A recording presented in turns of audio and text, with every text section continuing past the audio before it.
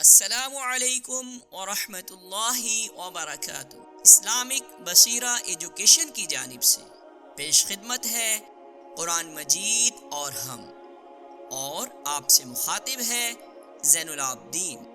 آج کا عنوان ہے الفاتحہ، نشان آیا 5۔ ذكر وموعظة ونور فيه شفاء للصدور وشفيعنا يوم النشور اهدنا الصراط المستقيم،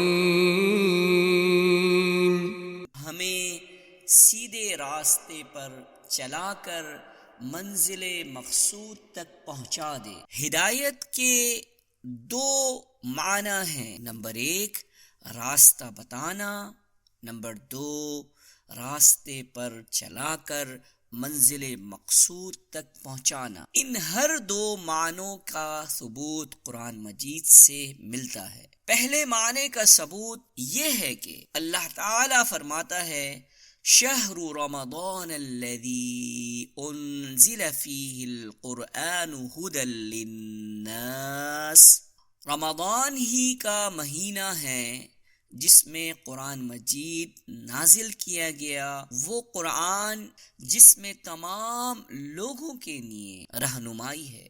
راستہ بتانے کے بعد اللہ تعالی لوگوں کو چھوڑ دیتا ہے، خواہ وہ مومن بنے یا کافر، قرآن مجید پر ایمان لائیں یا اس کا انکار کریں، اس کے احکام پر چلیں یا ان سے انحراف کریں۔ اللہ تعالی فرماتا ہے وَقُلِ الْحَقُّ مِن رَبِّكُمْ فَمَن شَاءَ فَلْيُؤْمِنْ وَمَن شَاءَ فَلْيَكْفُرْ، اور اے رسول آپ کہہ دیجئے کہ حق تمہارے رب کی طرف سے آ چکا ہے، تو جو چاہے ایمان لائے اور جو چاہے کفر کرے۔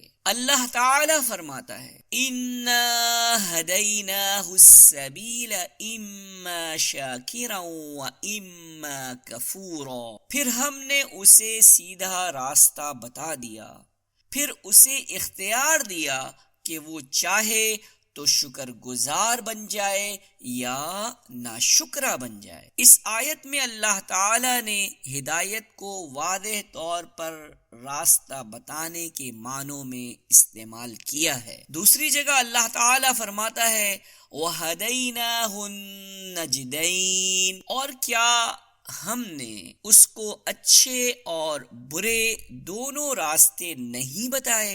اس آیت میں اللہ تعالی نے ہدایت کا لفظ صراط مستقیم کے لیے بھی استعمال کیا اور راہ ضلالت کے لیے بھی استعمال کیا۔